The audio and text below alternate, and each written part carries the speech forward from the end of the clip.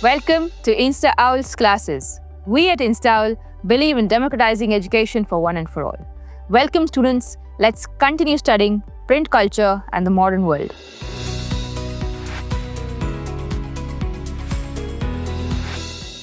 Now, let's see print's role in 19th century religious debates. Debates on religious issues. Intense public debates around religious practices and beliefs were prevalent. Reformers and orthodox groups presented contrasting views. Let's see the role of print in shaping debate. It printed tracts and newspapers, spread new ideas, and shaped public discussions. Broader public participation in religious debates emerged through print. So we're talking about how print has emerged in India and how it is affecting the society in India. There have been debates between the religious groups, the orthodox groups, and also the liberal groups. But print has been a medium to take these discussions from tables to houses. Let's see controversies and reforms. Conflicts over issues like widow immolation. Monotheism means praying to one God. In Bengal, tracts and newspapers in everyday language circulated diverse arguments. Key publications and figures.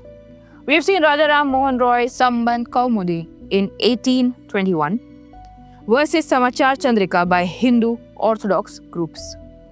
Persian and Gujarati newspapers like Jam-e-Jahannama, Shamsul Akbar and Bombay Samachar emerged during these times. Muslim response to colonial rule. The ulama used lithographic presses to print religious texts and fatwas.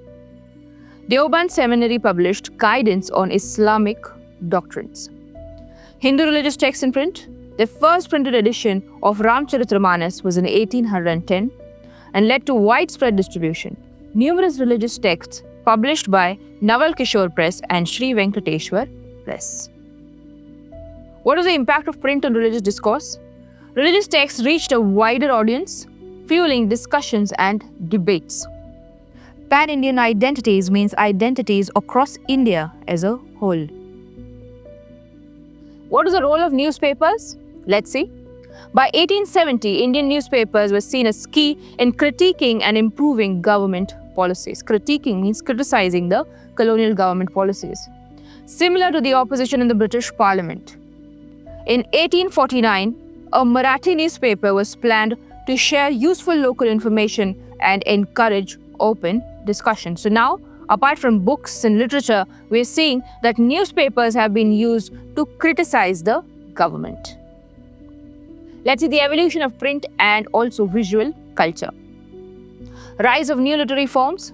Printing fueled a demand for diverse writing reflecting real-life experiences. The novel became popular, adapting to Indian forms and styles. Expansion of literary genres. Introduction of short stories, essays, and lyrics focused on human lives and now also on social issues. These forms emphasized intimate feelings and the rules shaping the Indian society. Let's see the development of visual culture.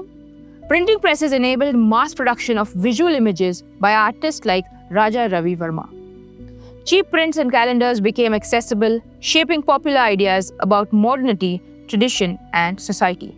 So now we can see that print culture, that print presses started even printing up visual images of gods, goddesses, or different monuments, scriptures, and figures in Indian society, which also started making these prints very accessible to the public, increasing the visual culture that is seen.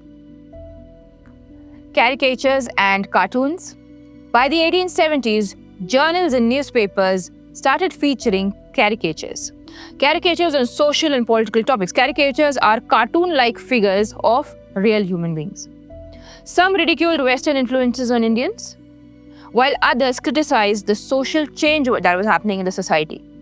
Both imperial and nationalist cartoons expressed political viewpoints. Let's see the Indian Charivari, that is satirical commentary in the late 19th century. Satires are when you want to convey a message through your commentary. Overview. Satires are messages of criticism conveyed in a humorous way in the late 19th century. Central imagery.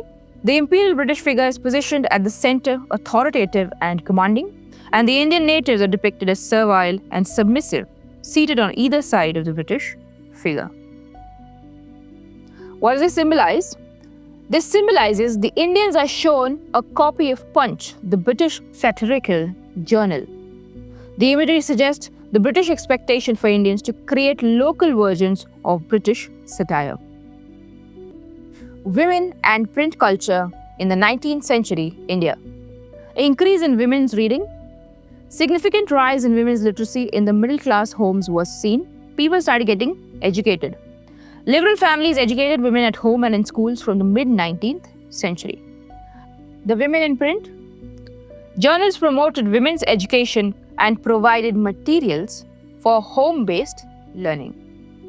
Featured writing by women advocating for education. So now women started advocating women rights, women education, women literacy, widow remarriage. All these new ideas was what was promoting women to start reading and also make other women read and get educated.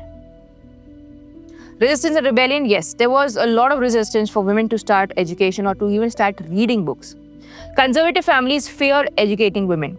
Some women defied restrictions. Now, conservative families, both Hindus and Muslims, did not support their women from getting educated. They feared that the women would not listen to them if she got educated. Some women did defy this restriction.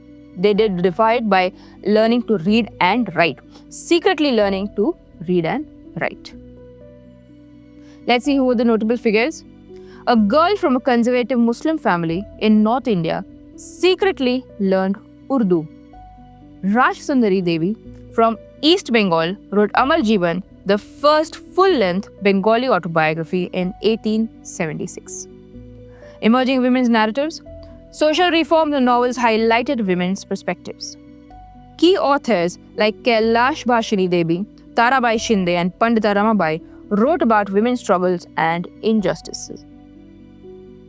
What is the impact of reading on women? Reading offered significant happiness and escape for women restricted by social norms. For them, apart from just being literate, for them it gave them a lot of happiness. Early print culture. Urdu, Tamil, Bengali and Marathi print cultures emerged very early. Hindi printing gained prominence only after 1870s, focusing on women's education. Popular women's journals. Early 20th century journals, often written by women, became very popular. They covered topics like education, widowhood, remarriage, and included household tips and entertainment for women. Folk literature in Punjab, widely printed from the early 20th century. Publications like Stri Dharm Vichar taught women obedience. This was written by Ram Chadda with similar messages in the Khalsa Tract Society booklets. It guided women to be better wives. These were those books.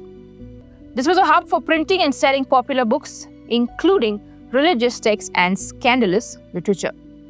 Illustrated books with woodcuts and lithographs became very common. Peddlers distributed these books, allowing women to read them during their leisure time. Changing family roles.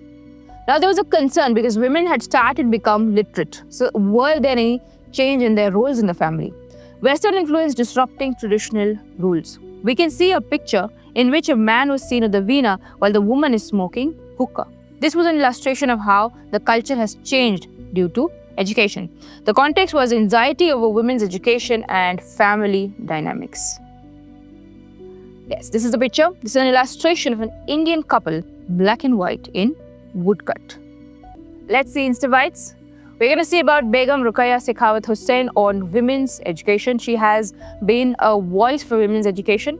In the year 1926, the event was Bengal Women's Education Conference. Statement: she criticized men for blocking women's education just in the name of religion. The argument was Islam supports equal education for women. Educated men are not unruly, and so neither would educated women be. Let's see the print and the empowerment of the poor. Affordable books. Cheap, small books sold on markets and crossroads in 19th century Madras, which was accessible to all the people, all the poor people also. There were public libraries established in cities, towns, and prosperous villages from the early 20th century. This was also a mark of prestige for wealthy patrons. Means that if there is a library in a town, that is a mark of wealth for the king, the patron of that village. Let's see caste discrimination. Jyotiba Rao Phule's Gulamgiri book in 1871 addressed caste injustice. 20th century writers like B.R. Ambedkar and E.V. Ramaswamy Naikar, also called as Periyar, also focused on caste issues, and they wrote extensively about these issues in their books. Local protest movements. They created journals and tracts critiquing ancient scriptures and advocating for a just future. Worker literature. Kashi Baba's Chote Aur Bade Ka Sawal in 1938 linked caste and class exploitation. He was a mill worker and he wanted to write about the exploitation and the discrimination that he and his workers feel, and that is why he wrote this literature. It was Sudarshan Chakra's poetry collection Sachi Kavitaye in 1935 to 1955 from the Kanpur mill workers that was also published. Worker libraries. Bangalore cotton mill workers set up libraries in the 1930s. They were inspired by Bombay workers. Social reformers used these libraries to promote literacy and restrict drinking and support nationalism in these workers. Let's see the Instabites. Lakshminath Bezbarua, he was an Assamese writer, author. He was a leading Assamese literary figure from 68 to 1938. He authored the Burhi Er Sadhu, that is, Grandma's Tales. He authored this book, and he also composed the popular song O Mor Apnar Desh, means O my beloved land. Let's see censorship and press freedom in colonial India. Early period, that is before 1798.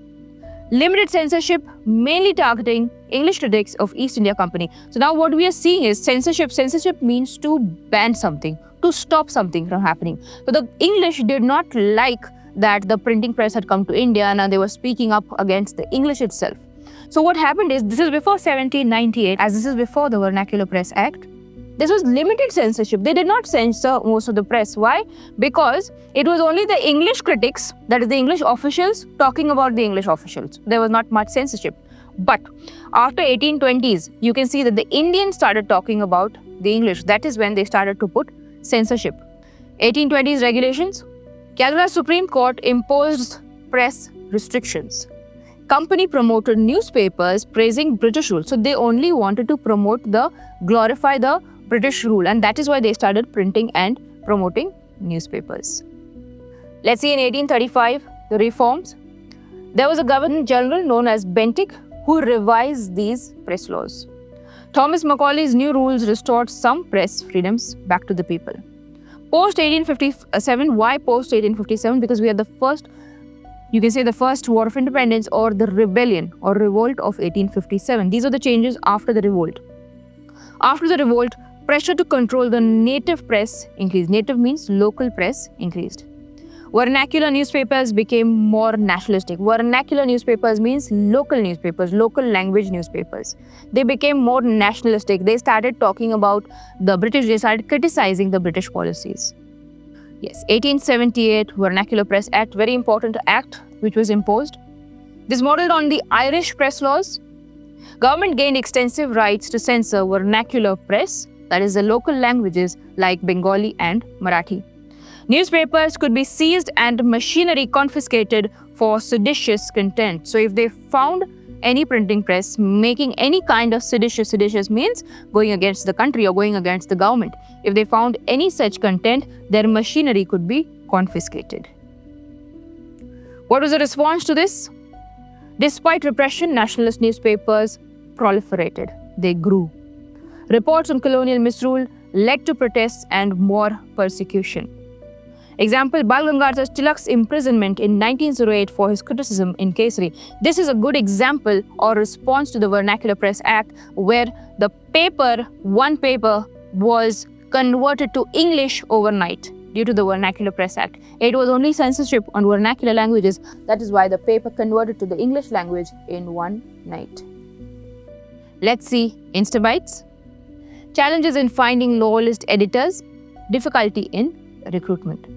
Government struggled to find candidates for editorship of pro-government papers, means pro-British papers. Editor Sanders' response.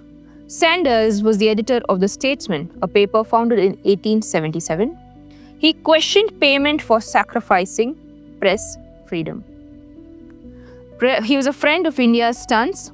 He refused a government subsidy to avoid becoming subservient to government orders. So they told him that please take this money but speak only good about the British policies. He refused that subsidy from the Britishers because he said he does not want to become subservient, means he does not want to be a slave to the British government orders. Government control of print media, colonial regulations. Government tracked and controlled all books and newspapers during this time. The World War I measures, Defense of India rules led to 18 out of 22 newspapers shutting down. The 1919 Sedition Report imposed stricter controls and penalties on newspapers. They now had more control on what should be printed, what should not be printed in the 1919 Sedition Report. World War II censorship. Defense of India Act censored war reports and suppressed about 90 newspapers in August 1942.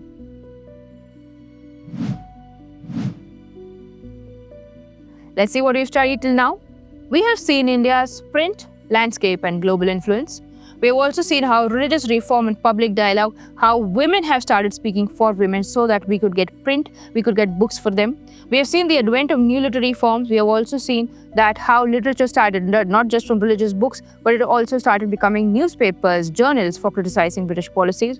We have seen the censorship and control in print media, which was the 1878 Vernacular Press Act, which started censoring and restricting freedoms on print media. I hope, students, you have enjoyed studying this chapter with me. I hope you have also understood this beautiful chapter. I will see you all in InStyle's next video with another interesting topic. Please stay tuned. Thank you.